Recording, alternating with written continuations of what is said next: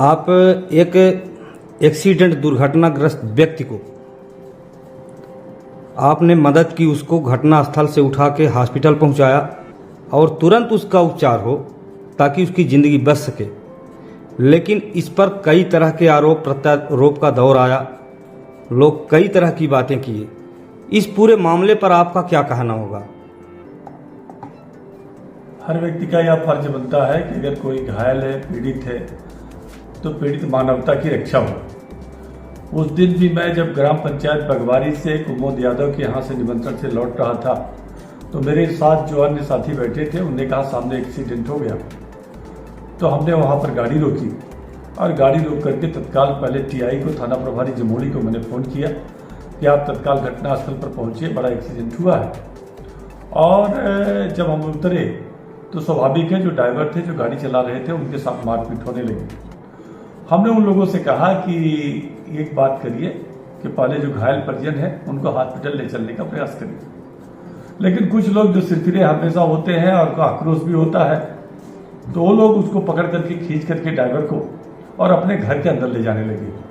ऐसे समय में हमारे जो साथ में लोग थे उन्होंने उनको बीच बचाव करने का काम किया और हमने भी कहा कि इनको घर न ले जाओ, अब इनकी एक और हत्या कर दोगे तो क्या फायदा मिलेगा तुम्हें।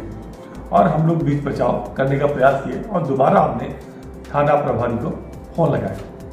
लेकिन एक सुखद बात रही कि उन्हीं में से एक महिला जो साकेत परिवार की ही थी वो आगे बढ़ी और उस ड्राइवर को उसने भी छुड़ाने का प्रयास किया कि इसको मारो मत और घर के अंदर मत ले जाओ। फिर हमने क्या किया कि जब वो महिला आगे आ गई, मुझे लगा कि अब तो ठीक है, बच जाएगा ये। तो हमने एक बार थाना प्रभारी को पुनः फोन लगा करके और जो घायल परिजन है उनके परिजनों से बात करके कहा कि आप लोग तत्काल हमारी गाड़ी में बैठाइए, एम्बुलेंस आने में देरी हो रही है। हम 2 घायल परिजनों को, एक नहीं 2 घायल, हम दोनों को अपने गाड़ी में, हमारी गाड़ी में 10 लोग बैठे, ड्राइवर सहित 11 लोग इनोवा कार में। आप समझिए कितनी बड़ी बात थी, खून से लथपथ थे वो लोग। तो हमने ये भी हिचक नहीं दिखाई कि ये खून से लथपथ है।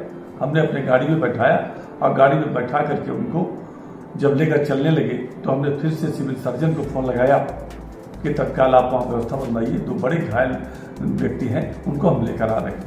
हम वहाँ गए, हमने अपने सामने एडमिट करवाया, लेकिन दुर्भाग्य से एक का चेकअप करने के बाद डॉक्टरों ने कहा मृत घोषित कर दिया, कहा ये बचा नहीं। लेकिन दूसरे के उपचार के लिए भी हमने उचित व्यवस्था कर दी, क्योंकि हमारे परिवार में ही तिलक था।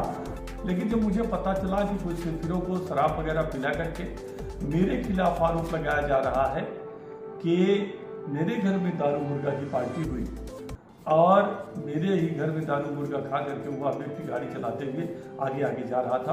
क्योंकि मेरे गाड़ी के आगे वो गाड़ी थी लगभग 200 मीटर, इसलिए कुछ लोगों ने, जो तथाकथित पत्रकार होते हैं, ऐसी कहानियां करते हैं, तो कहानी कर लिया कि मेरे घर में दारू मुर्गा की पार्टी हुई। जहाँ तक जानकारी ये मिली कि जिस व्यक्ति द्वारा आप पर आरोप लगाया जा रहा है वो व्यक्ति सीधी का है भी नहीं और वो खुद भी नशे में था। निश्चित रूप से। अब एक बात और कहूँ, आपने आरोप जी ठीक कहा कि एक तो वो सीधी का था ही नहीं, मुझे पहचानता भी नहीं था। अब मुझे बात पहचानने वाले जानते हैं कि मैं ना तो दारू पीता हूँ ना मुर्गा खाता हूँ। शराब और मुर्गे का मेरे सेवन में स्वभाव में नहीं। अब मेरे घर में एक तो कोई कार्यक्रम भी नहीं था। दूसरा, मध्य प्रदेश सरकार ने और सुप्रीम कोर्ट ने यह कहा है कि पीड़ित मानवता की रक्षा हो, पीड़ित मानवता की रक्षा करने के लिए हमने काम किया।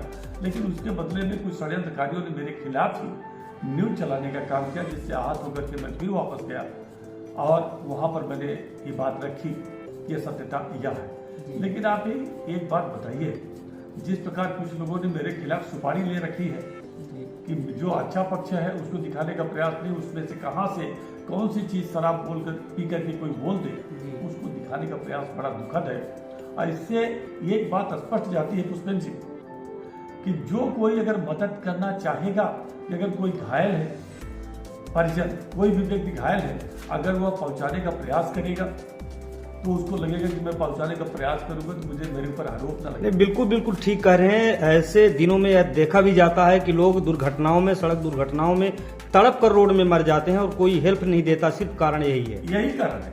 जब ऐसे लोग ये कहने के बजाय कि इंद्रशरण सिंह चौहान ने मानवता अपने को गाड़ी परिचय में मानवता को दिखाते हुए 10-10 लोगों को बैठा करके और मेरे आगे की सीट में ही एक साकेत महिला बैठी, तो मैंने वहां पहुंचाया। ये इस पक्ष को दिखाने के बजाय कि मेरा मानवर्धन कैसे हो, राजनीतिक हत्या कैसे हो, इसका कुछ प्रयास किया जा रहा है। यह दुखद है। सत्यता तो यह है कि जो लोग यह दिखाने का प्रयास कर रहे हैं, कालांतर में उन्होंने ही कानून को अपने हाथ में लेने का काम किया था।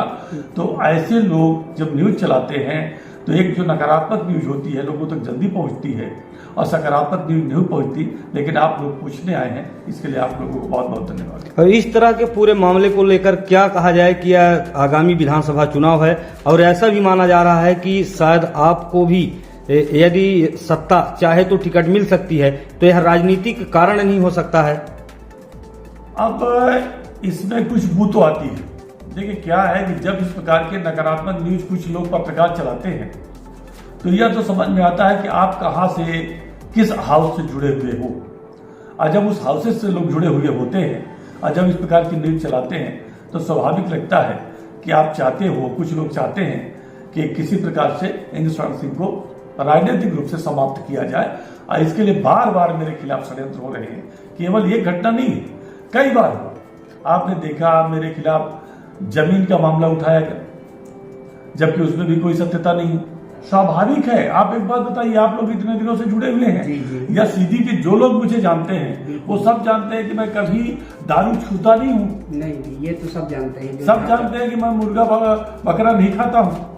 तो फिर इस प्रकार का अनर्गल आरोप लगाना, और वो भी कि घर में मेरे दारू मुर्गा की पार्टी हुई, उस दिन तो मैं लगभग 2 बजे से घर में ना था ही नहीं। और मैं, हमारे एक जिला की मंत्री महिला मोर्चा की ब्रजेश सिंह की पत्नी पार्षद का चुनाव लड़ी थी। मैं लगभग 4 बजे के आसपास उनके घर में था। उनके ससुर का देहांत हो गया था।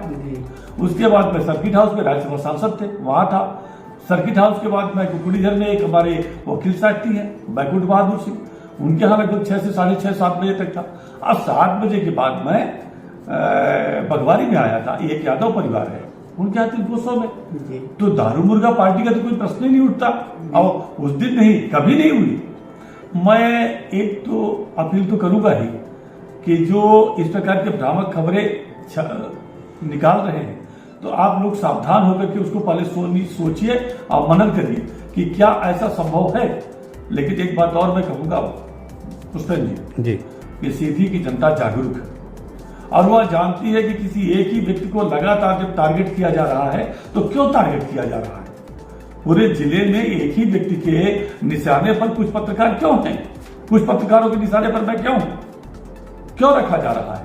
तो ये जनता जानती है कि एक व्यक्ति को राजनीतिक रूप से समाप्त करने के लिए यह षड्यंत्र है और लगातार षड्यंत्र मेरे खिलाफ हो रहा है। पूरी जनता जागरूक। यह दुर्भाग्यजनक आरोप है। कोरोना के काल में आप लोग प्रत्यक्षदर्शी थे कि दीनदयाल रसोई में लगभग 250 से 300 लोगों को, भूखों को पर डे भोजन कराना, जो गरीब वंचित है उनको खाद्यान्न उपलब्ध कराना, यहाँ तक कि कोरोना वॉरियर्स जो एसपी के साथ तमाम सिपाही थे, तमाम अन्य कर्मचारी थे, उनको साल श्रीफल से और तौलिया देकर सम्मानित करने का कार्य। फिर कोरोना वायरस जैसी घातक बीमारी, अदृश्य शत्रु, उसका मुकाबला करने के लिए हम और प्रदेश के महामंत्री चुरहट विधायक जब पीक पॉइंट पर था कोरोना तो हम लोग आईसीयू कक्ष में गए थे। तब हमारे एसपी तत्कालीन और कलेक्टर ये कह रहे थे आप दोनों लोग एक साथ बच जाइए। हम लोगों ने पूछा क्यों, तो कहा कि अगर आप दोनों साथ में जाएंगे तो कहीं कोरोना हो गया तो क्या करेंगे। हमने कहा नहीं, मैं हर हाल में जाऊंगा साथ में। और हम लोग दोनों लोग साथ में गए। अब उस समय भी तमाम कोरोना वायरस को बचाने का काम हम लोगों ने, कोरोना जो पेशेंट थे बचाने का काम किया। इसके अलावा जो चिकित्सा जगत से जुड़े लोग थे उनको भी सम्मानित करने का काम, रोज रोज भोजन देने का काम। फिर आप आ गए ये जिसको रक्त की कमी हो, आप लोग प्रत्यक्षदर्शी हैं, डोनेशन रक्त का लगा करके कि माने रक्त डोनेट किया जाए उसका काम। फिर जो घायल हुए, मेरे अगर फेसबुक पेज कोई देखे तो उसमें पता चलेगा कि मैं घायलों से मिलने या बीमारों से मिलने कितनी बार हॉस्पिटल गया हूं, जबकि हर बार वो न्यूज उसमें फेसबुक पेज में नहीं डाली जाती। तब भी कम से कम 50 ऐसी न्यूज होंगी 65 बार की, जहां पर मैं हॉस्पिटल में लगातार जाता रहा हूं और अगर नहीं भी पहुंचा हूं तो लगातार फोन के माध्यम से भी मैंने तमाम लोगों की मदद करने का काम किया है। यह जो प्रश्न है बेबुनियाद है और ये लोग वही प्रश्न खड़ा कर सकते हैं जिनको पत्रकारिता से लेना देना नहीं है, केवल यह लेना देना है कि इनका सम्मान कैसे समाप्त हो। हाल ही में मध्य प्रदेश के पूर्व मुख्यमंत्री दिग्विजय सिंह का दौरा सीधी जिले के वनांचल क्षेत्र टिकरी मझौली जैसे कई जगहों में हुआ। उनके दौरे को लेकर आपका क्या कहना होगा? जैसे कि उन्होंने हनुमान जी पर टिप्पणी की और बजरंग दल पर टिप्पणी की है। देखिए क्या है कि हनुमान जी की जब याद आती है तो स्वाभाविक रूप से भगवान राम और माता सीता की याद आ जाती है। जब हमारे देश में हनुमान जी के हम रूप की याद करते हैं तो हम यह भी याद कर लेते हैं कि अगर कोई भी व्यक्ति पीड़ित हो, संकट में हो, उसकी मदद करने के लिए भी हनुमान जी आगे आते हैं। और हनुमान जी के ऊपर कोई भी व्यक्ति अगर टिप्पणी करता है यह दुर्भाग्यजनक है, इसलिए कि आज तमाम हिंदुस्तानियों के करोड़ों हिंदुस्तानियों की आस्था का केंद्र भगवान बजरंग बली जी है।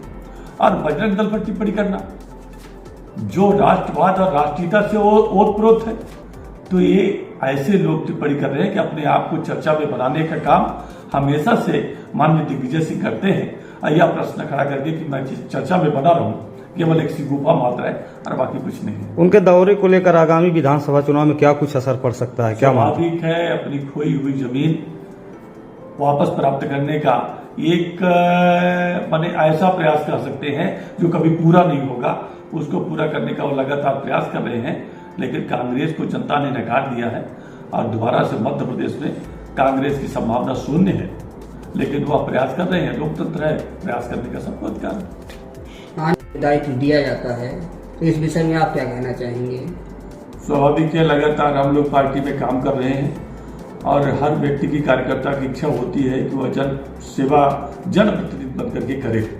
अभी तक हम लोग संगठन में रह करके काम कर ही रहे हैं, लेकिन अगर पार्टी जवाबदेही देती है तो निश्चित रूप से सीधी के हर वर्ग के चौमुखी विकास के लिए, सीधी के उज्जवल भविष्य के लिए कि औद्योगिक व्यवस्था हो, एक उद्योग लगे, अच्छे कॉलेज हो, अच्छी स्कूलें हों, और बेहतर है स्कूलें अच्छी, लेकिन और बढ़िया बने कॉलेज। क्या लगता है कि अभी क्या ऐसे क्षेत्र में कार्य बचे हैं जो आगामी विधानसभा में भाजपा को करने की आवश्यकता है, इसलिए भाजपा आनी चाहिए?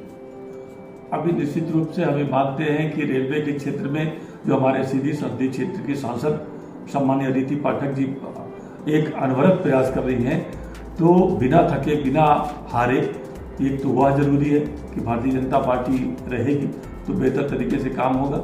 इसलिए जो पूर्ववर्ती जो कांग्रेस के लीडर रहे हैं उनने कभी यह नहीं सोचा कि हमारे सीधी में आवागमन की सुविधा हो। आप भी जानते हैं कि किसी भी उद्योग का विकास या क्षेत्र का विकास तभी संभव है जब बढ़िया आवागमन की सुविधा हो। तो बढ़िया आवागमन की सुविधा हो जाए, युवाओं को, बेरोजगारों को रोजगार के लिए बढ़िया उद्योग लगे, और पढ़ने के लिए अभी हमारे यहाँ जो हायर सेकेंडरी हाई स्कूल तक 12वीं तक तो बढ़िया है, लेकिन कॉलेज में जैसे agriculture college, science college, law college बंद पड़ा है। ये सारी चीज़ें हैं। मेडिकल कॉलेज, नर्सिंग कॉलेज तो प्राइवेट सेक्टर में आए हैं, लेकिन अन्य क्षेत्र में भी जरूरी है कि शिक्षा के क्षेत्र में भी बढ़िया ध्यान देने की जरूरत है। सिंचाई का रकबा हमारी सरकार ने बहुत ज़्यादा बढ़ाया है, लेकिन अभी भी कुछ क्षेत्र ऐसे हैं जहाँ छोटी छोटी नहरों की आवश्यकता है और नहर के माध्यम से सिंचाई का रकबा बढ़े।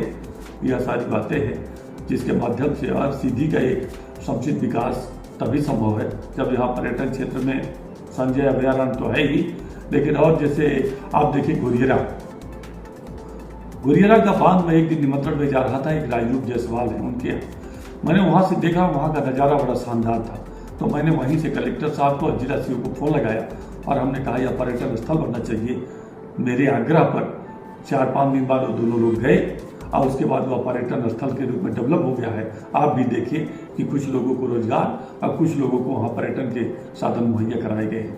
इस प्रकार और क्षेत्र हैं जहाँ चिन्हित करके लोगों को और सुविधाएं देने की जरूरत है। इसलिए भाजपा जरूरी है, और भाजपा इसलिए भी जरूरी है कि युवाओं का बढ़िया विकास हो जाए, हमारे देश में माँ बहन सुरक्षित रहें, और हमारे यहाँ संबल योजना फिर से बंद ना हो, आयुष्मान योजना बंद ना हो, गरीबों के जो कफन का पैसा है कमलनाथ की सरकार ने छीनने का प्रयास किया था वह बंद ना हो, गरीब के पेट तक दाना पहुंचे, गरीब की थाली खाली ना रहे।